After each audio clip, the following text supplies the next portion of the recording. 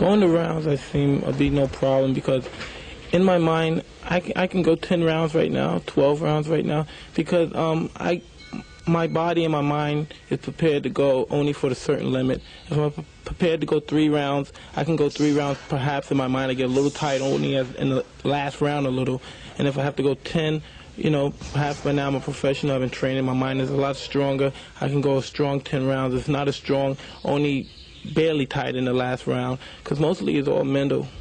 Because now being a pro, after going 4 rounds, I wasn't even tired, and fighting as an amateur, only when it comes to the last round, in the last minute or so in the round, I'm breathing heavy, and now I notice it only has to be mental. It couldn't be physical. I'm capable of doing it within a year and a half, of winning all 3 consecutive titles in the heavyweight organization.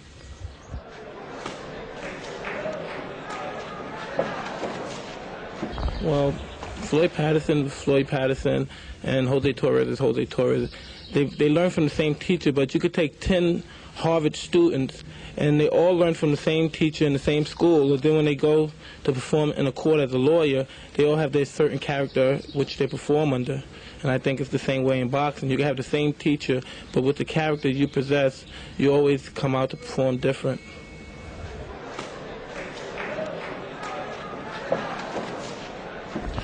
From a friend, Bobby Stewart, because when I used to be in the city, I used to always get in a lot of trouble. I used to be a nuisance. I used to always be corrupt, a little bad kid, mostly chaos and everything. I was just bad, I guess, and a friend of Cuss knew me, and I was in trouble in a bad boys' home, and he was a good friend of Cuss, and he used to fight under Cuss, and he brought me up here, and that's how I met Cuss.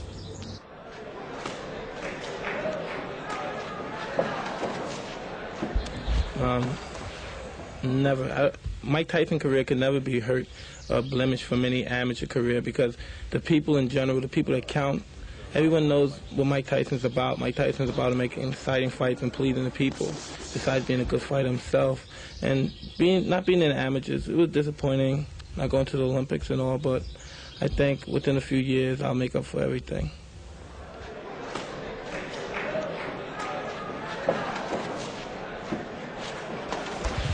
Sparring has been difficult for quite a while. I don't think it's the reason because the fighters are not good enough or anything. They just don't like to come to a camp and train real hard and spar hard. They like to take it easy. They like to beat up on their sparring partners and get the better.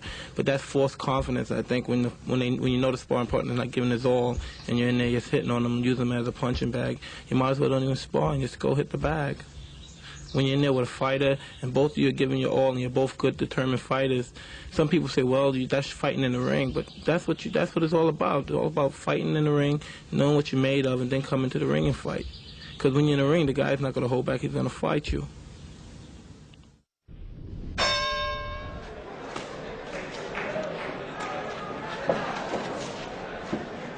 I could have worked harder. I mean, it was a situation that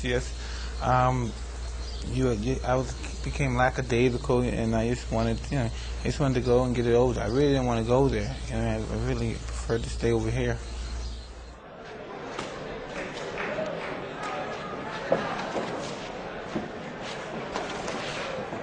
I just didn't take care of myself as properly as possible.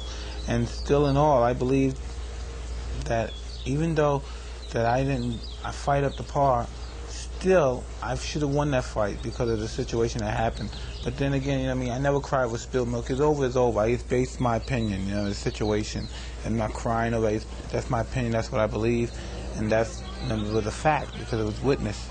And so, it's just one of the things. I was sleeping and I got my ass whipped, and it doesn't change me. I'm no different, no less of a person or anything. It's just I got to brush myself off and come back.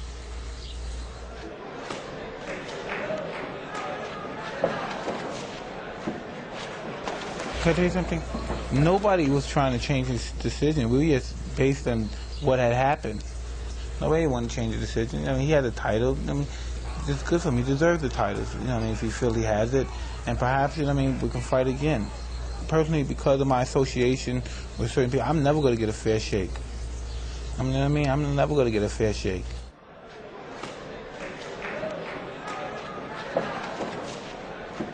Not at all. I just like to live the way I want to live. I like to do what I want to do. and I shouldn't be, judged or castrated for that, because everyone does. It can't be a reason, because if I'm a kid that doesn't have any way of making it, of being justified in the social status of my peers now that I'm rated, just think, you're a peon, you stay away. And then when the guy of my status who's not educated, not from schools of Harvard, Oxford, Yale, Cambridge, and I can go places they go, I can be accepted places they are accepted, they shun, and basically I'm just totally an outspoken guy. I say what I want to say, and I do what I want to do, and people, they're appalled to that.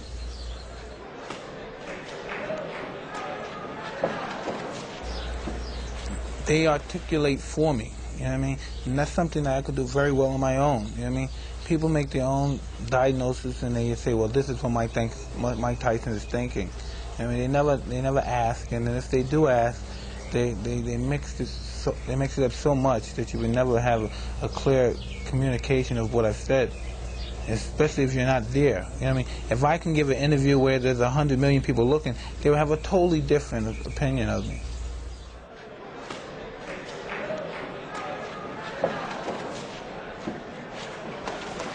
Well, I believe a lot of people want to see me self-destruct. They want to see me one day with handcuffs and walking in a police car, or going to jail, or like you seen Marlon Brando's son. People, they love seeing me. Look, this is what I told you. I told you he's headed for that. I told you he's headed for that.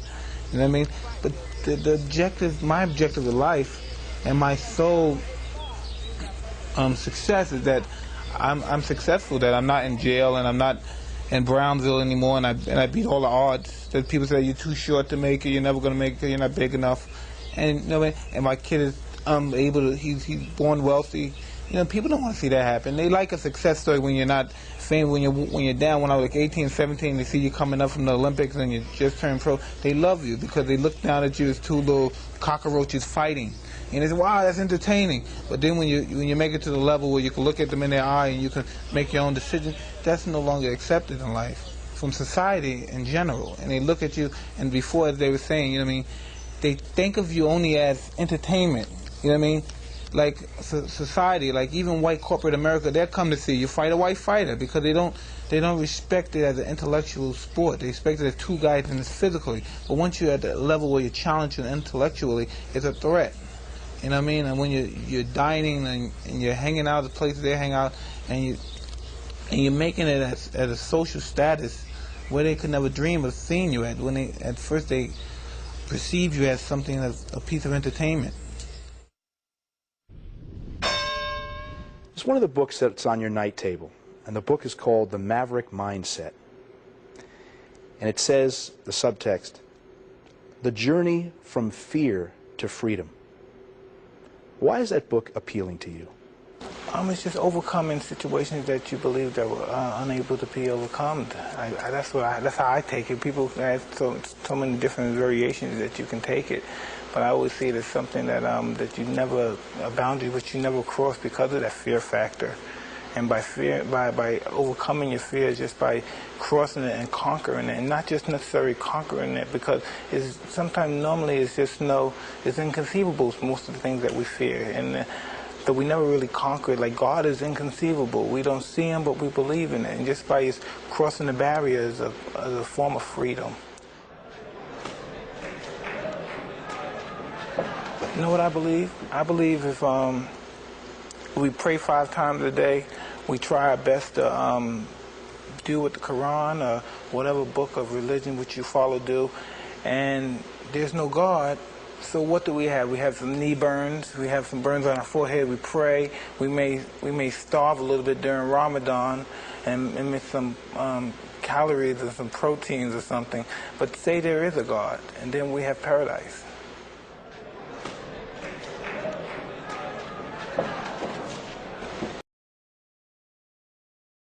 About God, I get emotional. I just get emotional talking about God. When I'm with somebody who really, truly loves God on the level that I love Him and understand Him on the level that I love Him, I feel that way about Him. So, most times we could talk about God and you could vibe with someone when they're really not there. So you just go through the motions for your own salvation. You explain to them about Islam and the way of Islam, how it is wholeheartedly and truthfully. You know what I mean? Which there's no compulsion, there's no hatred. It's insane how different religions have different variations, and we're supposedly be the same under the same God, which is Allah. And it's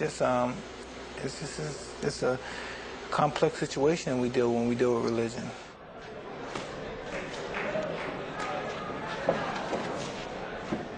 His salvation, his understanding, he's lightened me. You know what I mean? Before I became a Muslim, I've known Muslims all my life. You know what I mean? But I never had any inclination of becoming a Muslim because I didn't think their conduct was. I thought it was all hypocritical. But then when you run into people, individuality allows people to act certain ways, and certain people conduct themselves in other ways, and certain people conduct themselves in ways that are different from that. And I was just saying, a Muslim is just your conduct, and when you conduct yourself Islamically, and only God can judge you, basically. You know what I mean? Men judges men's action, God judges your heart.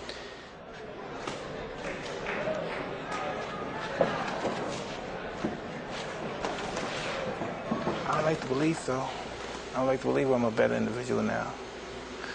You know what I mean? Every now and then I go off the handle and I may curse someone out or be upset. But you know, I keep my salvation with Allah. I try to get on my prayers, and I should pray more than I do. And instead of I pray like probably 3 to 4 times, I should pray the whole 5 times.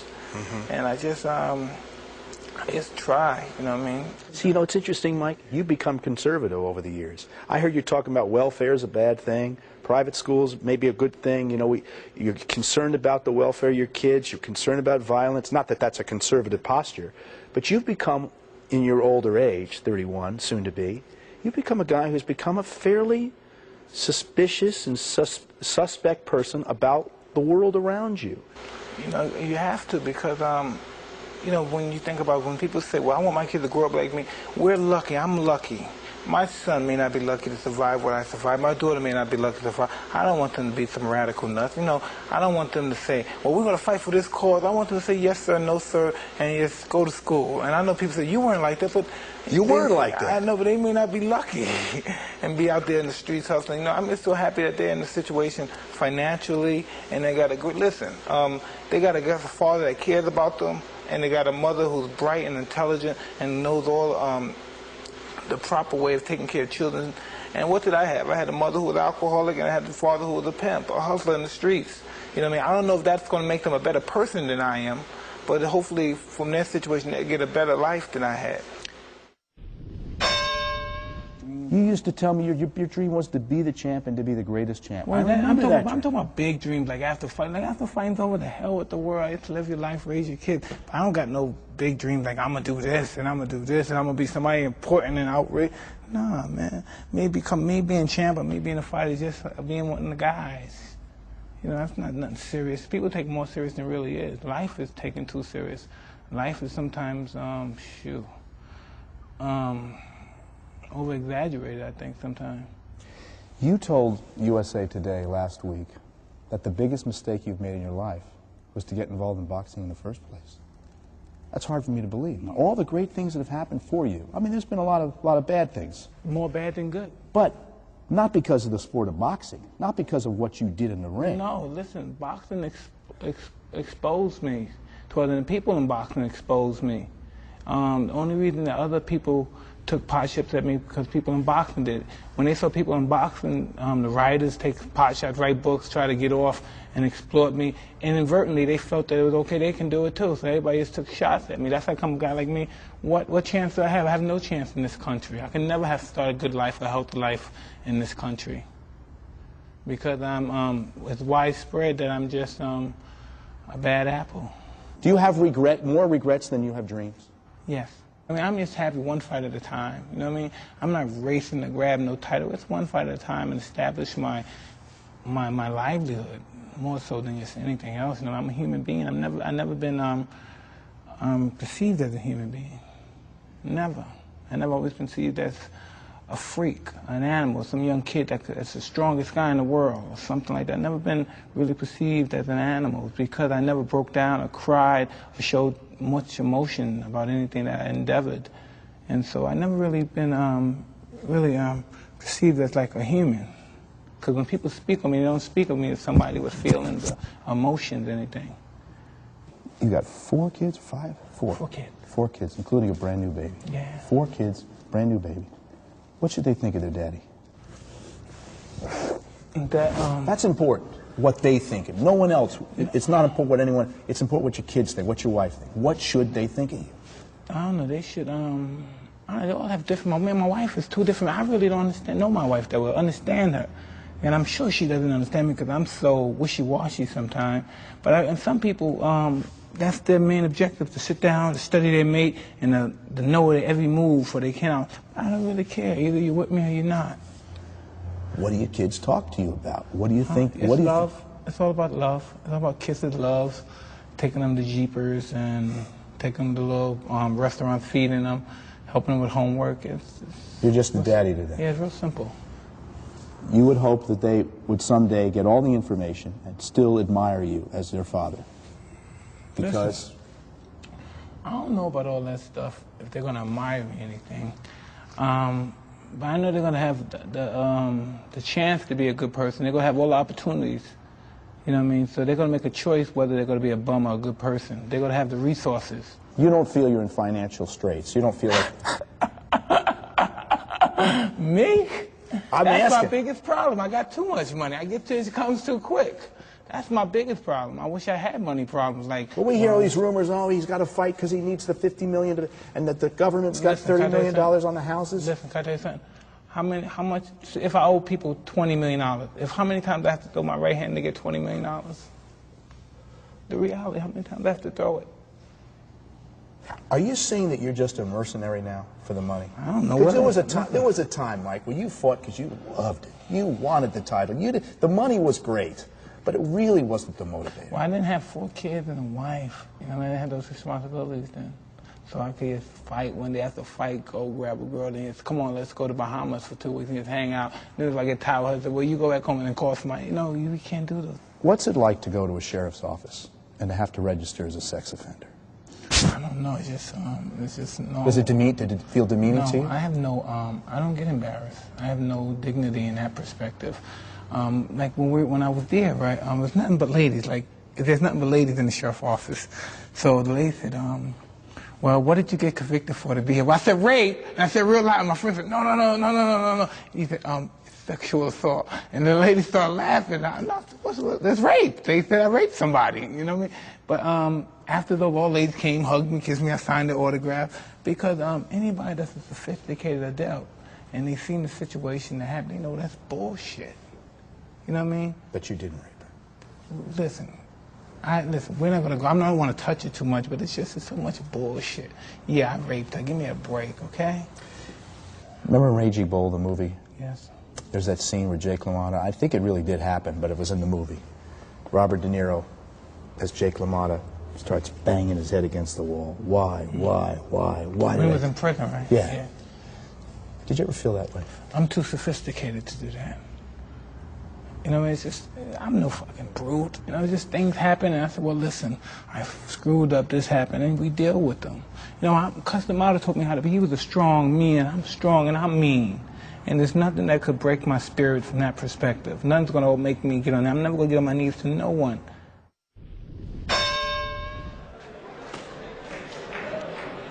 I was around 9 years old, and I was in a reform school in the Bronx. It's located in the Bronx, and it's called Spofford.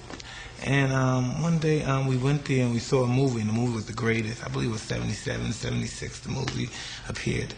And after the movie played, Muhammad Ali walked in, and I was just flabbergasted just to look at the champ. It was just, and after that day I said, wow, I'm going to be just like this man. You know what I mean? And I don't know, it's just, he just gave me an inspiration to accomplish something, to have a goal. He just gave me a goal, and just to just label him as a boxer is just as a disjustice.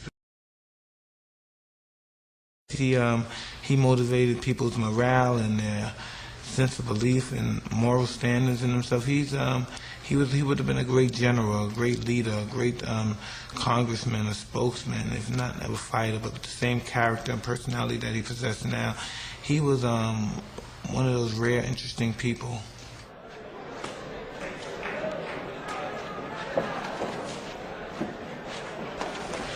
Just basically to believe in yourself and to believe in God. And he was just, he's one of those rare fellas. Custamato, who's very dear to me, always said, I'm never in my lifetime going to see another man like Ali, and he said, I don't think you will either. He's just no one that possesses so much self-confidence and belief and just character that just rose to the level and transcend boxing to the level which is never seen before.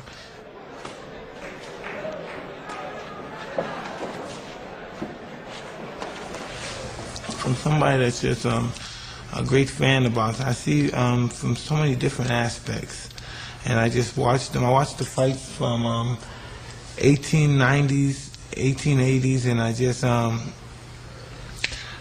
love the fact is to see how Ali is just head and shoulders above the rest, just and personality and presence alone, you know.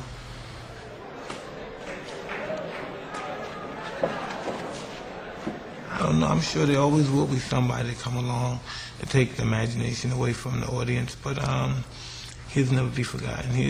It's just like when you compare the two, like him and Joe Louis. Joe Louis was a national champion. Ali was a world champion. You know what I mean? America covered Joe Louis. The world loved Ali. There's nowhere Ali can go and he's not recognized.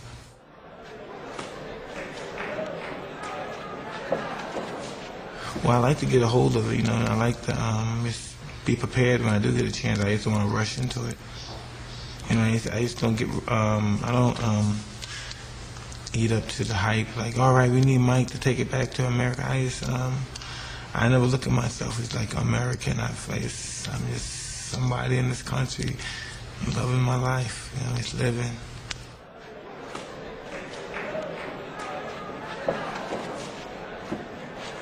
Well, I wouldn't say that. There's so many great fights. You know, there's two guys that are nobody that can get together. The chemistry's right. That's a great fight. There's been so many great fights. But that's a fight that that will go down in history as something that'll never be forgotten, I believe.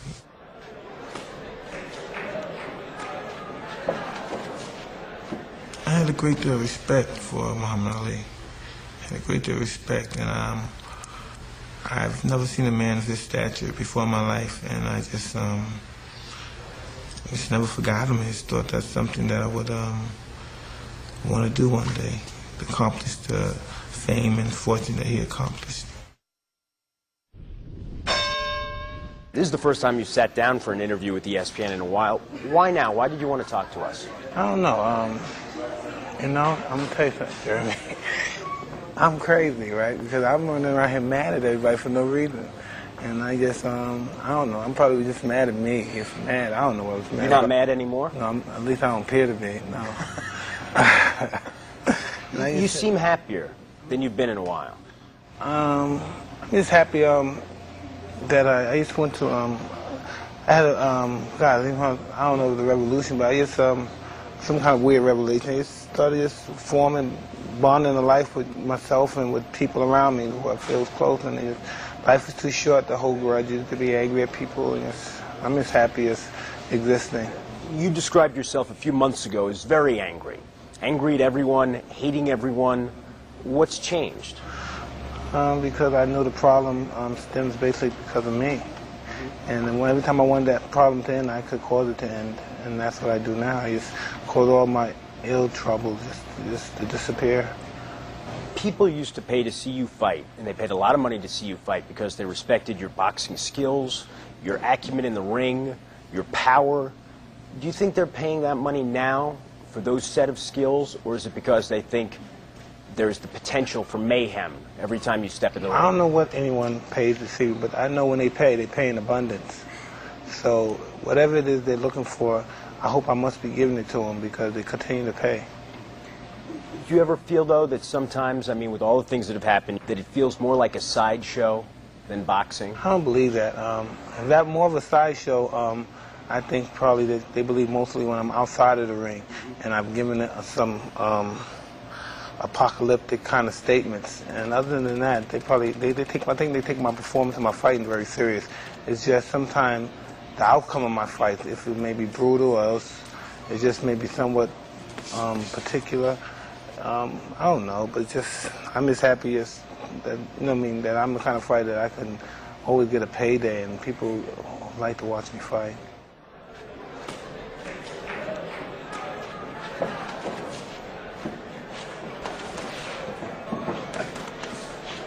I don't know. Mostly all of them in some fashion or another, because the only thing that we all have, I was explaining, the only thing that we all have in common up there is that we all were poverty-stricken. You know what I mean? And you have to know that everybody in that wall, plus myself, right? We all earned our money and are living the same way. And I bet you we mostly spend it the same way. We probably conduct ourselves the same way. And it's just so wild that, come the time in all of our lives, we all go back and say, because I listened to a lot of interviews, that if they could live their life over, they would do this, they would do this, they would do that. A lot of those fighters, like myself, have been involved with people who are older than them and more sophisticated than them when they started fighting, and they've been abused and taken advantage of. And I know a lot of them have to be bitter. They have to grow old being bitter, because I'm just a young boy compared to those guys, even in their prime. I'm probably their age now, right? And I'm just saying to myself, those guys have to be bitter, because I know the stages I went through, dealing with shifty managers, shifty promoters, and shifty people involved in the whole ambulance of boxing. And I don't know how they made it. They're a hell of a men than I was. In 1998, you were evaluated psychologically by doctors at Massachusetts General Hospital. They determined that you were suffering from depression, as you just said, low self-esteem, and that you had problems with anger management. How have you tried to address those problems?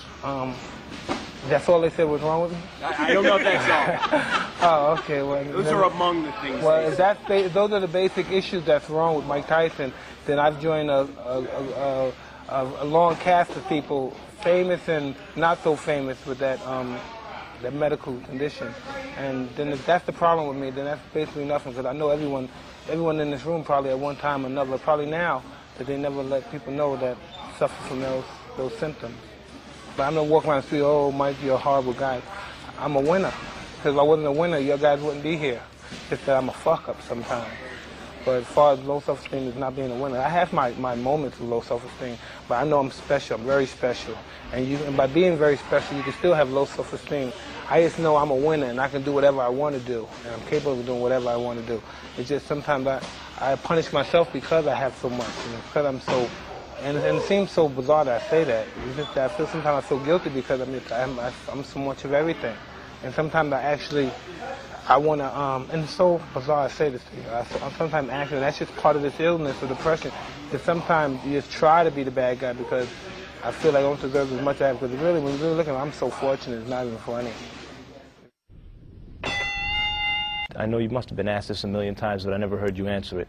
Do you think it would have been different had Cuss been around, and how would it have been different? Yeah, it would have been a lot different, because Cuss, I was very respectful towards Cuss, and until recently, it's been difficult for me to be very respectful and be very accepting anyone else, as far as not a role model, but somebody that would set a good example for me, because I'm very, I don't know, I'm sinister sometimes, and sometimes I could be, I don't know, irritant, but I just try to, after all the mistakes I made in the past, I just try to just gratify them by just living a positive life and try to do the right thing, which is sometimes difficult, but I made a lot of mistakes when I was a young kid. No one ever says, wow, I'm a 20-year-old kid with a bunch of millions of dollars.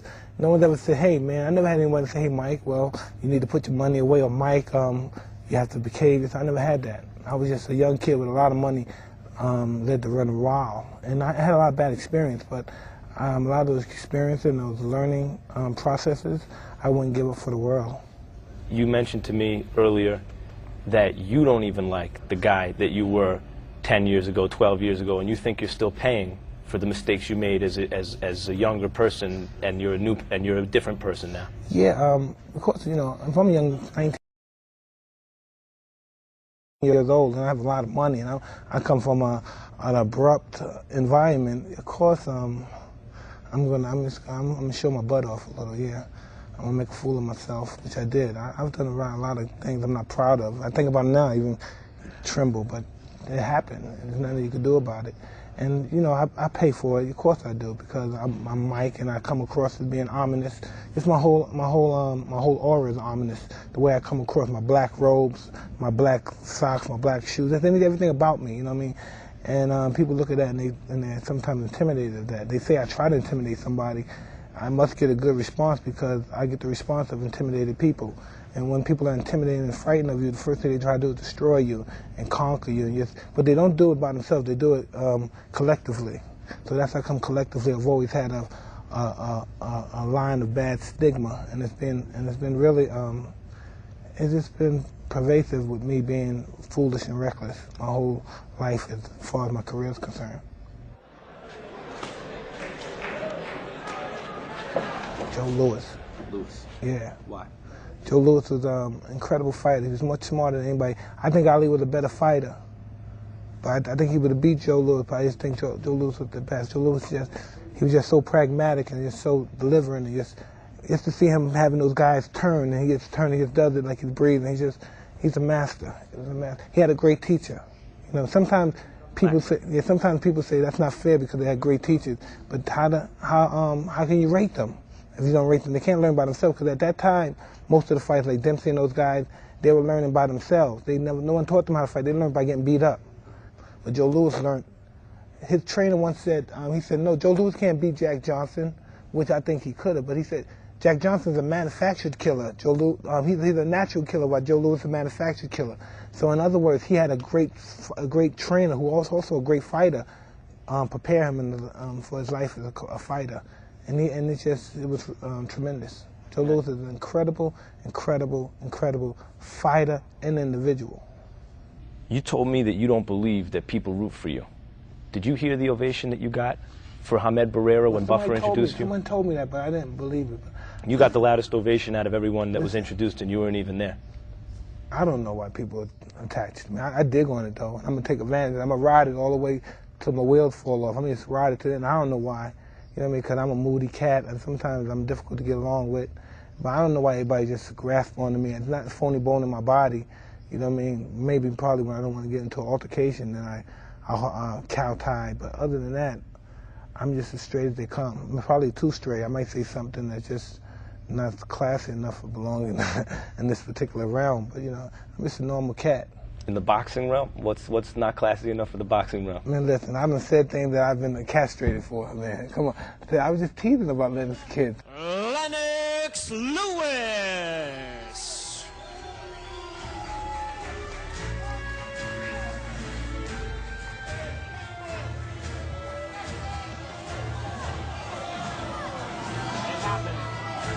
Man, he don't have no kids. I don't want to eat his kids. God, man, I have kids. I don't want to eat his damn kids. I want to play name association with you. You don't have to answer in one word, but whatever comes to mind. Evander Holyfield. An awesome guy, a real strange guy, a real quiet guy, a real kind guy, and just want to live his life. And, you know what I mean? Let him live his life. God damn. So what if you have two or three? Man, we're human beings. We're going to screw up, man. Better men than him have made mistakes concerning matters of the heart. Customato. God, I don't know. I don't understand why he died so soon. It's like I've been with him since I was 12, 13, and I died in that's like 6 years. Not 6 years, 7 years, but he died so quick. It happened. The 6, 7 years that went by so quick, and he died just so rapidly. He aged old, and he has had a lot to teach me. And I really believe that he was real fond of me. In fact, that in the position of actually loving me, and it just sucks. You look at him as a father still? No, I cannot equate because I've never been in that relationship. Father-son, shit. I can't do this. I'm talking about somebody that's so close to me and so much involved with boxing. And I never evolved my personal life with my fighting life. I learned that, and it's just that when we talk about them, that's my personal life involved with this bullshit. And it's just, how the hell am I got the two? You know, I try not to put the two together, but it's just so hard not to put the two when you mention it. Should I hate Robin Givens as a boxing fan? Hate because, you know, Robin Givens was married to Mike Tyson, which wasn't a picnic. It was like Friday the 13th, right? So, but nah, man, she wasn't that bad of a person. She was married to me. I'm no angel, and this thing really just two young kids that shouldn't have been married and was kind of famous. They shouldn't have been married in the first place. What do you want to tell your fans, the people who still love you, who give you the shirt off their back if you saw them in the street? Do you want to tell them anything? Just don't give up on Mike, because Mike has got a lot of fight in him. It's just that Mike's the kind of guy that got to bring the passion out. I mean, it's one of those guys that gets boom, wake up in the instant, say, come, let's just go fight and win. You know, and then sometimes I could be trained every day and just be not into it and get beat by the cheapest $2 whore out there. But that's just how I am, character like that.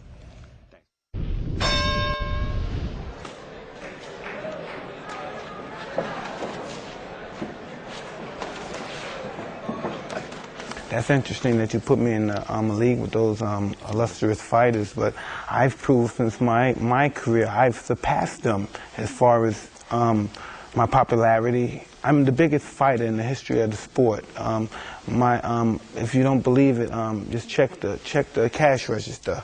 You know what I mean? It talks for itself. You know what I mean? There's no athlete in the history of the world that ever demand and receive the money that I received for the smallest amount of work. Why do you think that? Because I'm angelic.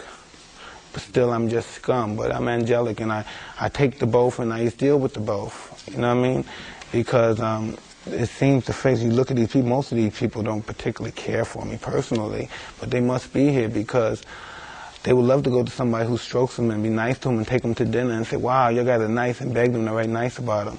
But people in that particular position, they don't know who their friends are anyway. I know all these guys are not my friends, so I don't care what they say about them. And plus, besides that, I'm very consistent in my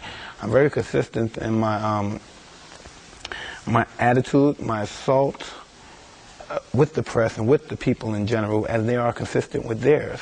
So I believe fair exchange is no robbery, so fuck it.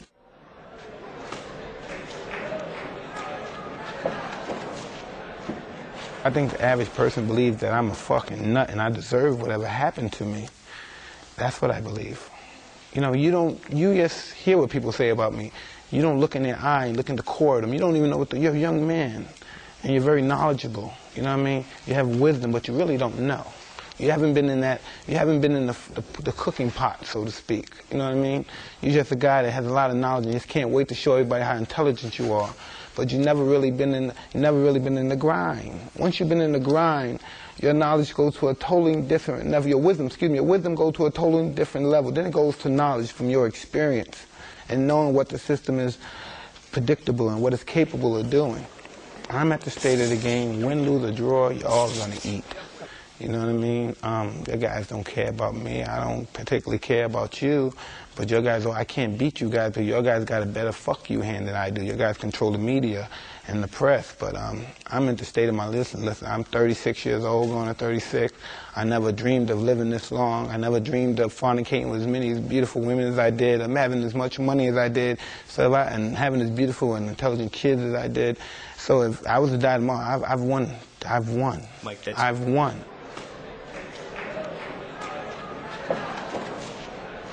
Sometimes I know I say things and I offend people. I ask this lady lewd questions because I'm in a lot of pain too. You know, I'm just in pain that I'm going to have for the rest of my life. And by some way, a little is possible. I'm trying to give some of that pain to y'all. You know, I mean, sometimes you guys have no pride, so it doesn't matter what I say. It doesn't affect you guys because your guys don't care about nothing but money. So every now and then I kick your fucking ass and stomp on you and put some kind of pain, inflict some kind of pain on you because you deserve to feel the pain, somewhat of the pain that I feel.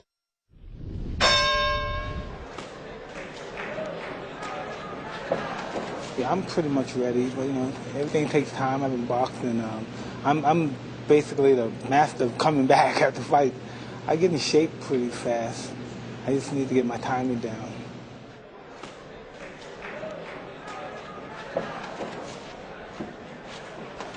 Sometimes I think it is, but then I enjoy getting in shape. I'm pretty vain in that perspective. I love when my body looks in shape. I love when I have the endurance to run 7 to 8 miles and box around. And I like staying in shape.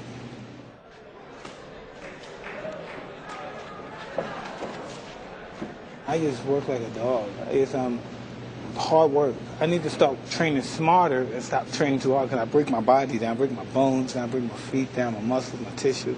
But I just go the whole yard, just run the 7 miles every day, get up, box, hit the mitts for 10 rounds, hit the big bag for 8 rounds, just do the running, spar for 7 rounds every day. It kill my body, just work it out, and it just eventually all comes into place.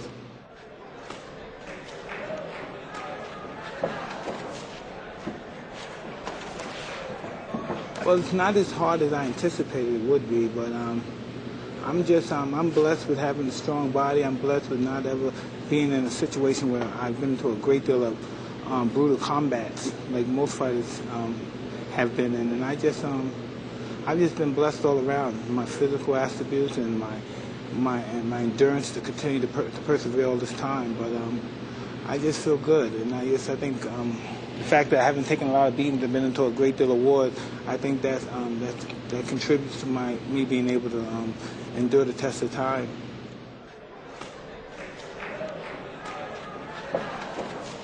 I want to be champ again. And it's just so ironic. Again, like I said, all praise be to God. I'm just so blessed to be able to, 21 years later, people are still interested. I have deterred people. I don't know really. It's just, I'm just happy to be recognized. I just never think of myself, and I'm in denial. I'm just knocking down the door. They just want to be in my presence. They just want to take pictures and want to hear what I have to say. I have nothing to say, basically. But I don't know. I'm just here. I don't know what's the big commotion about Mike Tyson, but I don't know. Well, what do you think it is? I don't know. You must have some thoughts about it, Mike. Maybe I manipulated the press so well that they continue to hang around. You really think it's your manipulation of the press that makes you a fascinating figure even today? I don't know. I'm just bumping off at the mouth. I don't know. I'm just talking. How would you describe your state of mind right now? I'm pretty content. And happy. And my situation calls for me to be that way. And I'm just happy that I've become mature enough and able to handle the situation that I'm in, and just the frame of mind that I'm in. Where have you found this newfound maturity? Oh, it just comes in certain stages of your life, and in this stage of my life, I understand that this is who I am. You know, many people believe that if I'm not being a ranting and raving, that Mike is not hungry, he doesn't want to fight anymore. But that's just who I was. I was a young kid. I have to really look at the perspective and think I'm not a young child as far as my conduct is concerned. Which, even though I've been older and conducted myself as a young child, I'm just not that person anymore. I guess the thing I'm most curious about, Mike, is where do you find serenity in your life? I don't know. And realizing that I'm not the only person that's been in a situation. You have to understand, I've lost everything. I mean everything. Anyone I ever cared about, anybody I ever loved, romantic, I've just lost everything. Money, home, I've lost everything. We have to lose everything. You have to just totally lose it all. Anything, the people who love you, just chase them away from being so belligerent and crazy, and just chase them away. And you have to lose it all. And I don't know. And I think it comes to a point in your life you wish you could receive them back, but I guess that's part of our growing pain. We lose the people that we love and care about the most in order to start our life all fresh. It's a brand new start. All the trainers you've had over the years, all the different guys, you know, from the very beginning with Cuss and Kevin, up now to Jeff and Tom. Who has been the trainer who's been best for you? Well, I can't say all of them had different qualities. You know what I mean? I have more respect from Jeff, because Jeff's my friend. He's been my buddy for over 20 years, probably at least 16 of the 20. Because I didn't think really he could train. I saw him train. All the other fighters look great. And I'm saying, but damn, they're little guys. I really didn't think he could do it. But then I realized, you know, if I put in my 100%, he put in his 100%, and stay respectful, it could be successful. And you see the guys who are holding the titles. What is your opinion of them? I don't know. I just when I see the guys, everybody's using steroids and stuff, that was just really killing boxing. But I noticed everybody went to the steroid meeting except the Boxing Federation. The boxing's always been an outlaw sport anyway. It's been in the sports business, but it's been outside of the sports business, and no one came representing us. How big a problem has steroids been in boxing? Well, I don't think steroids can help much in boxing. I really don't think, because it doesn't. doesn't help. It doesn't enhance your skills. I don't care how strong you are. The strongest man never. You notice the strongest man was never the heavyweight champion of the world. The strongest fighter or the strongest man in boxing was never the really heavyweight fight champion of the world. And if he wasn't for long. This is this is a sport of intelligence, speed, integrity. This is pretty much a noble sport, and the nobleness of it all is the struggle of it all. And I don't think steroids helps any. Why don't you ever look bad physically? I'm just too vain. It's too vain. I don't know. I used to watch the old fighters. I watched guys like Gene Foreman, Carmen Basilio, Ray Robinson, all these guys, Kid Chuck. You watch all these guys, right? The Rocky Marciano. You watch these guys, Dick Tigers. Watch these guys, Amy Griffin. You look at their bodies. Golly, you say, you sure these guys? They should have used these guys for when they did Michelangelo or David or these guys. They should have used these guys' bodies. Are just there's no athlete that has a body like that. Perfect physique. It's just perfect, and I'm saying, look at these guys. You know what I mean? It's incredible, and I always wanted to be in that frame of mind. You look at guys like Mike Weaver, Ken Norton, golly, forget it. These guys, and you look at their body, even people in time, they say, wow, this is a man, this is an athlete, this is how an athlete should look. You know what I mean? It's conditioned, you know what I mean? With a great body, but a body that's made to accept punishment. A body that's made to just take a man beating him with a bat. It's just made to absorb punishment. What did you respect the most about Jack Johnson? How hard do you think he had it as a black champion at that time? Well, listen, you just have to think, this guy was marrying and dating white women, regardless of their stature, if they were prostitutes, if they were fast women. People were getting lynched for reckless eyeballing, for looking at them, and he was dating them publicly, which I thought was crazy. You know what I mean? So he was doing things out in public where people wasn't able to do since in the 50s or 60s, basically, in public.